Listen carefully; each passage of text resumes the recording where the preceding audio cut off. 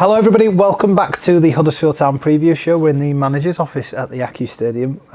It's been a couple of weeks since you've been in here, Lee. Yeah. How's that period been without a game? Because it's the first time this season we've really had that. Yeah, extended period between the two fixtures and different for us. But we've tried to use the time well. I think it's important to make sure we do use the time, both sides of it. So it's important that we balance the physical work with the time off the grass, the coaching off the field as well, and getting that right. We obviously have the luxury of being able to dial the intensity up on one or two occasions where perhaps Saturday, Tuesday fixtures we just couldn't. So that's been nice, I have to say.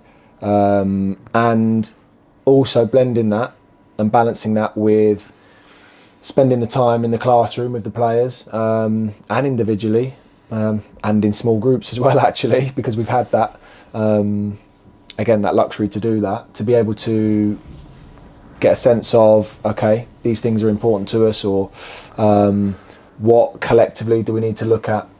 So we've done all of those things, and I think it can only serve us as a positive, I think, moving forward. So this is a layman speaking, but it's less about fitness and what you'd sort of do in pre-season in terms of getting people up to. It's more reinforcing ideas, working on things and fine-tuning things, but also giving the space to physically and mentally reset a little bit as well. Yeah, you've nailed it, Raj. It's like you've been in the training ground with us for the last couple of weeks. But no, exactly that, mate. We have to make sure we're giving room for, okay, what are the things that post our last fixture are really important for us to be aware of, to understand, to delve into as a collective, and actually give ourselves some clarity to move forward with some of that stuff, because you just don't get an opportunity, and it can be easy for some of that stuff to slide, or for the dial to move slightly on some of that stuff. So important that, especially because we've had, in the period from pre-season to up until our last fixture, it's felt a little bit like all go, and that's been lots of new players, that's been still gelling a group, that's been players being reintegrated from injury, or some losing some players, or whatever it might be. This has felt like a nice opportunity to reset.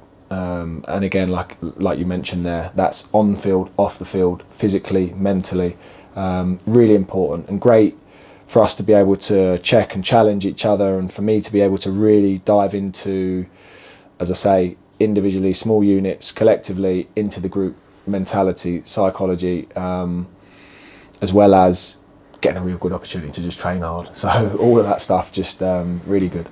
You mentioned reintegrating as well. A couple of the players that we'd mentioned previously was Anthony Evans and Mikel Miller. How's it been having them back out there? Because obviously we've had our cameras out there, and people have seen photos of them and been pleased to see them back involved. Yeah, I mean, look, having more of our senior players available to us is a real positive for the group, and all of everybody that we have in this building, when that transfer window shut, is really important to us. Now, unfortunately for us, we've been in a period where we've had too many on the treatment table. Having Mikel and having Anthony back on the grass working, yes, they're working at, their rehab hasn't been aligned, and mirrored perfectly and synced up along the way. They're at different stages, but what we have got now is two senior players now, chomping to be back in and around it. We've got to be mindful that Mikel certainly has been, completed his pre-season, started the season, played the first few games for us. Anthony not had that luxury, didn't finish his pre-season, didn't start the first few games. So we've got to be mindful of all of these factors. But again, having them back in and around it now, wonderful for us. We've got Bolton Wanderers here next on a Thursday, bizarrely, because of we've got Sky Sports here and we'll be live. And what does that do to the schedule? Is it almost welcome in a way because it's 48, 72 hours sooner than you would have played otherwise, or is it? Because we've missed the Saturday, does it give you a better idea of having a more usual running? What's that like? Yeah, we're creatures of habit, and if you ask any player, they love their rhythm and tempo of Saturday or Saturday Tuesday. We just move everything. Like I say, we're simple creatures, and Thursday becomes Saturday for us, and the day before the game becomes the normal Friday, and you get the opportunity to lead into it as such because we didn't have the game previously. So if we were playing on the Saturday and then playing on the Thursday, it may cause some difficulties. With us having that sort of extended break between the two games, we had the opportunity to run into Bolton as if it was a normal fixture. Of course it's a night game, so we take all that into consideration. So different, of course. Nice that it's going to be under the lights, nice that we get to play another really good team on what will feel like a big occasion in the stadium under the lights, with the cameras here. Should be an exciting one for all of us. For us as well, we obviously went into the international break on the back of result and performance that we were honest about not being to our level and being to our satisfaction. How has that sort of impacted the mood going into it? Was there that initial disappointment and annoyance that we've got to wear that a little bit longer than we wanted to, or is it business as usual and we've tried to get it out of the system? Just let us into how that process goes, because it's abnormal to have to sit with it for longer. For so long. Yeah, no, absolutely. We try not to waste too much time in getting into our normal process. Now, we've been clear, in what our process looks like, whether we win, whether we lose, whether we draw, whether we perform right at the top of our level, or whether we come in underneath that. We certainly, as you mentioned there, weren't happy with our performance level. And we need to make sure that we don't hide from that at any point. One thing I love about this group, and will continue to be proud of, is the fact that we've got a group that are willing to be open, willing to take on the challenge of, okay, we weren't where we want to be. We didn't approach the game perhaps in a fashion that befitted what the game needed. And I think you got a result that, that was as a result of where we were at as a group. Now, disappointing, but important that we make sure that we're all really clear on the bits that we need to take from that. What's the learning? And really have that clear and put to bed as quickly as possible, with then what we need to do to move forward from that, and the time to do that we've had up and running as quickly as possible. So that process doesn't change, won't change, in terms of we've got to make sure we always take the learning, move forward quickly, and put that learning into effect. It's really interesting, and whenever we do this, you always reflect really interestingly, and it's always great for us to hear, and I'm sure for supporters as well, with how honest you are with that. I was just wondering, and the last thing I'll ask you is about, naturally with the international breaks, it breaks the season into blocks a little bit. So this first one's been a fifth at best of the season, with 11 league games played and everything we've done in the cups. We've got another block until there's possibly another international break. We'll come to see as and when that bridge happens. We'll cross it if we need to. How does the league grant that went into the first block differ to the league grant that goes into second block? Because this is a different period for you. You've experienced something differently than you had when you went into it first time around. Yeah, you're trying to compound all of that learning in all of the time. So somewhat easier to have some reflection and take the helicopter view when you do have a bit of a bigger break between games. Now, important for me personally, in the midst of all of that, to check and challenge myself all of the time. I do that through my coaches, my coaching staff. I do that through my wife. I do that through the CEO and the owner. Important, you know, everybody's opinion that is important to me. Yeah. Let's take in that opinion, but also sit with, okay, what are the bits that I've really loved about this group? What are the bits that I've really enjoyed about our performances? Where when our performance level has felt like we've been our most effective, where and how and why have we done that? How can I help this team continue to reproduce that as often as possible?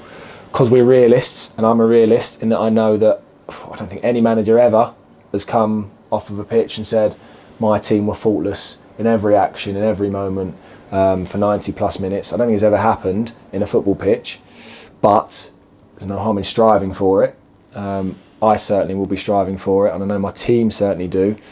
But for me personally, yeah, I have to think about, okay, my job to make sure that this team is firing at their absolute best as often as possible. And I think this opportunity in between these last two fixtures has really helped. And I hope that the work that we've done will reflect that. And I think it really will, because I think over the course of the next few weeks and months, having this opportunity, being as open and honest as we have been, and you know, as I have been with the group and they have been with me, I think that serves us, you know, and puts us in a really good place. So, look, I'm proud about lots of the things we've done and we're doing. Am I striving for more and more? The answer is yes. And I think we're moving in the right direction. We can continue to move in the right direction as long as we can we stay on that path and with the character that we've shown so far. Well, thank you so much for your time as ever. If you guys want to join us at the Aki Stadium tomorrow night against Bolton, there's tickets still available, and we'll be back in a minute with Lynden Gooch. Welcome back to the preview show. We're pleased to be joined by Lynden Gooch.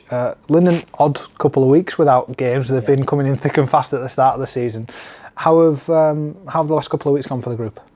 Yeah, it's been good. Obviously, we've had a long time with a lot of games, Saturday, Tuesdays. So it's been nice to have a good few days training with the team. So yeah, it's been really good. Mentally as much as physically, is it good to just have had a little bit of a pause in the season? I know Lee's talked about how much you guys enjoy the games, how much obviously you look forward to them coming around, but just to hit pause and have a bit of a breather, has that been a good thing for you? Yeah, I think so. Obviously, after the last result, I think you kind of want to put that right straight away, but it's obviously gave us a chance to get on the training pitch a lot, like I said, and iron out a few things. And yeah, and for me, great to get more training days in with the group after being injured for a while and going straight back into a pretty busy fixture list. So yeah, it's been really good. I know that was frustrating for you to have been playing so well and then had to stop for a little bit, especially with such a little niggly issue. Now being back involved and having this, you're really looking forward to this next block of games, because naturally when you have an international break, it almost breaks the season down into little sections, doesn't it? Yeah.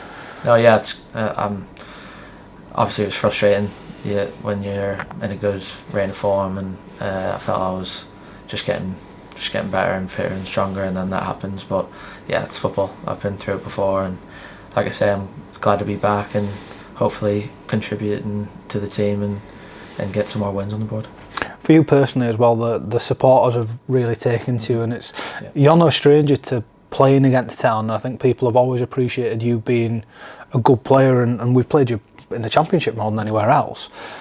To play for a club though, I think the appreciation for how good you are has really hit home for me. That must be a nice thing for people to have a new appreciation of how you play. Yeah, no, it's obviously a nice feeling when a set of fans take to you. So yeah, I think, like I've said since I've been here, I've really enjoyed my football so far.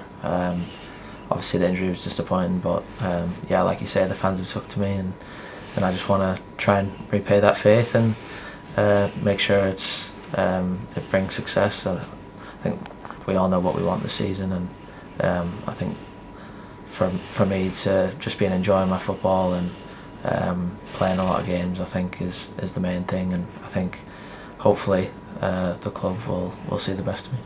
How familiar and how similar is this feeling of what we're going through at the moment to what you experienced before at Sunderland? Because there's expectation, there's a clear goal to what you want to achieve, and there's obviously disappointment when any result doesn't lend itself to that. Does it feel a little bit similar to what you did before? Yeah, it does, and it comes with the territory of clubs that want to be successful and achieve things. So obviously I experienced that at Sunderland, and I think for the main thing that I keep saying to the lads is just relax. We don't need to get too down if we lose a game. There's still so many games left, 11 games that we've played, so when we win a game we also don't need to get too high. Just stay level-headed and just look forward to the next one and just keep churning them out. I think that's the main thing. Can't get too high and can't get too low, and it's really cliche, but it's I think that's the best way to any team that wants to win leagues or earn promotions. Last thing I wanted to ask you about was playing on a Thursday night, because it's not a normal night to be playing on. We're obviously live on Sky, which is why it's there. We've got an okay history actually when we look back at the Thursdays the club have played on in the past, but is that an odd thing for you guys? Does it mess up the schedule? How does it go for you? Yeah, it's a bit strange. I don't think I've ever played on a Thursday, so that'll be a new thing to tick off. HMRC of football podcast is going to be searching to see if Lynden Gooch ever played on Thursday.